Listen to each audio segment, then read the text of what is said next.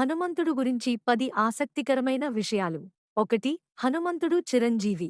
2. హనుమంతుడు తన స్వంత రామాయణాన్ని హనుమద్ రామాయణం అని డాక్యుమెంట్ చేశాడు. 3. హనుమంతుడు శివుడి అంశావతారం. 4. అహిరావాన్ అనే రాక్షసుడి నుండి శ్రీరామ లక్ష్మణులను రక్షించడానికి పంచముఖ హనుమంతుడిగా అవతరించాడు. 5. శ్రీరాముని దీర్ఘాయువు కోసం హనుమంతుడు తన శరీరమంతా సింధూరాన్ని పూసుకున్నాడు. అందుకే భక్తులందరూ హనుమంతుడిని కేసరి సింధూరంతో పూజిస్తారు. 6. హనుమంతుడు మకరధ్వజ అనే కుమారుడు ఉన్నాడు. అతను హనుమంతుని చెమట నుండి జన్మించాడని చెబుతారు. 7. హనుమంతుడు యముడిని అయోధ్యలోకి అడుగుపెట్టనివ్వడం లేదు. యముడు అయోధ్యలో కాలు మోపాలంటే రాముడి అవతార పరిసమాప్తి సమయం సమీపించింది కాబట్టి అయోధ్యను వీడే సమయం ఆసన్నమైంది అనే విషయాన్ని ముందు హనుమంతుడికి అర్థమయ్యేలా రాముడు చెప్పాలి. 8.